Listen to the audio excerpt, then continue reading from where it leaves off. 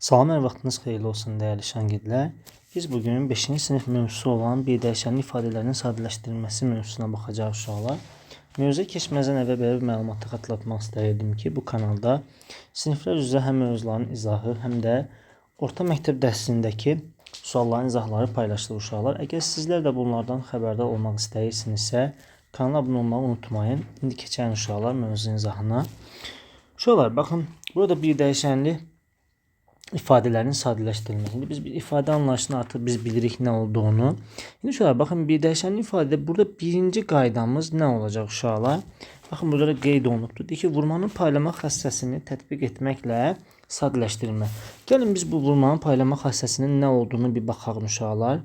Paylamaq xassəsi necə idi uşaqlar? Biz paylamaq xassəsini biz deyirdik ki, hər hansı A vurulsun, məsələn, B üstəgəl C mötərizədədirsə, baxın, bu mötərizənin qarşısındakı bu ədədi mötərizənin hər bir həddinə vurmalıydı uşaq. Yəni, A vur B. Əgər məsələn, burada toplamadırsa üstə gəlsin, A vurulsun, C şəklini almalı idi uşaqlar. İndi burada, məsələn, biz ədəd kimi baxsa, məsələn, mən sizə desəm ki, 5 vurulsun, 7 üstə gəlsin, 9 yazmışam. Onu necə yazmalıyıq? 5 vur 7, üstə gəlsin, 5 vur 9. Uşaqlar, baxın, biz bu haldan bu hala keçdik. Amma bəzən bizə natural ədədlər verildiyi zaman, yəni hesablama verildiyi zaman biz bu haldan bura keçməliyik. Buna necə?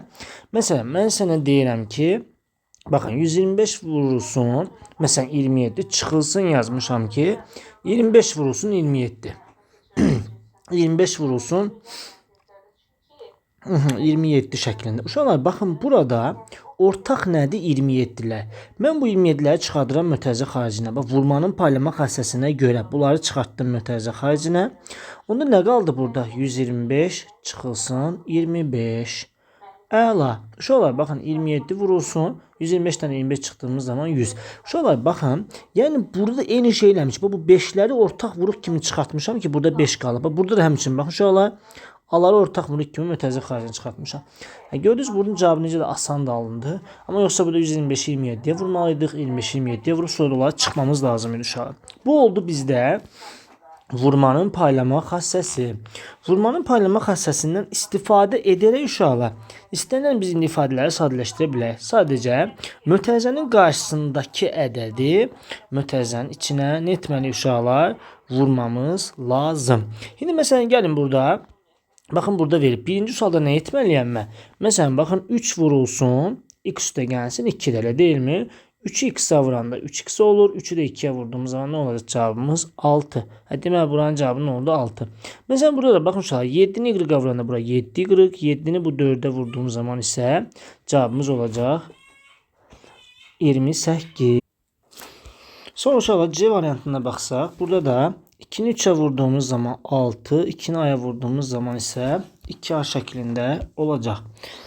Sonra misal nömrə 2-də deyir ki, vurmanın paylamaq xassəsini tətbiq etməklə verilən ifadəyə ekvivalent ifadə yazın deyir uşaqlar. Ekvivalent nə deməkdir uşaqlar? Yəni bir-birinə bərabər. Yəni mən buna, yəni bu ifadəyə baxın, misal nömrə 2-yə, yəni 4 vurulsun x üstə gəlsin 3'ə ekvivalent tapmaq üçün bərabərlik yazaram. 4x-ə vuraram 4x, 4'ü 3'ə vuraram 12. Baxın, ekvivalent oldu uşaqlar. Yəni bu ifadə ilə bu ifadə bir-birinə nədir? Ekvivalentdir. Məsələn, B variantında 6 vurulsun x üstə gəlsin 5 desə 6'nı x'ə vuraram 6x, 5 də 6'ya vurduğumuz zaman 30 şəklini alacaq. C variantında da uşaqlar 3m çıxılsın 2, 9'u 3'ə vuranda 27m çıxılsın 18. Uşaqlar, baxın, kəsirlərə biz artıq vurmanı keçmişik də D variantında. Baxın, 2'də 1'i vuraram, 4x üstə gəlsin 8'dir. 2'də 1 vurulsun 4x, üstə gəlsin 2'də 1 vurulsun 8. Bununla bunu xəsərləyirəm, bununla bunu xəsərləyirəm. Bura 2 düşdü, bura 4 düşdü. Yəni 2x üstə gəlinsin 4 şəklini alacaq uşaqlar. Məsələn, baxın, onlu kəsir şəklində verildiyi zaman Y variantında 0,25 vurulsun 8 çıxılsın 4 verilsə uşaqlar. Burada uşaqlar, baxın, 0,25'i gəlin kəsrə çevirəm, bizə rahat olsun. Baxın, 0,25 bu neçə deməkdir? %25. Mən bunları hər tərəfindən 25'ə bölsəm 4'də 1 olar. Yəni uşaqlar 4'də 1 vurulsun 8y çıxılsın 4 olasın. Yəni 4-də 1 vurulsun 8y çıxılsın 4-də 1 vurulsun 4-ə. Bununla bu getdi 2, bununla bu da getdi 1 qaldı. Yəni 2y çıxılsın 1 şəklini alacaq uşaqlar. Sonra gəldik nəyə? Üçüncü sual deyir ki, boş xanalara elə ədəd yazın ki, dəyişənin istənilən qiymətində bərabərlik doğru olsun. Yəni uşaqlar baxın, yəni mötərizəni vur aç deməkdir də bu. 8-i nə vursam burada 8-in, 8-i 5-ə vursaq nə olar uşaqlar? 40 olar. 9-u C-yə vuran 9-in, 9-u 4-ə vuranda da 36 şəklini alacaq.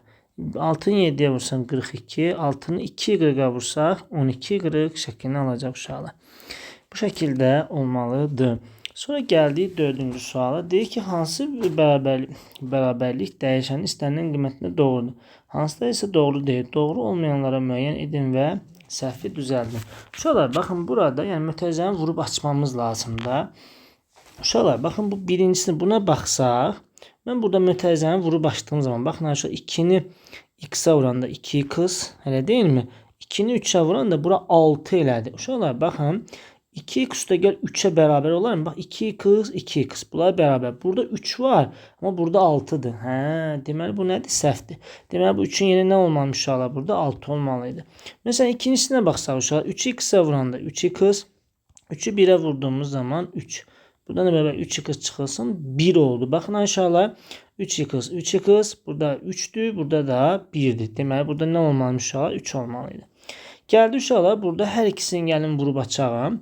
4x minus 4 olacaq. 4x sonra 4x, 4'ü buna 4.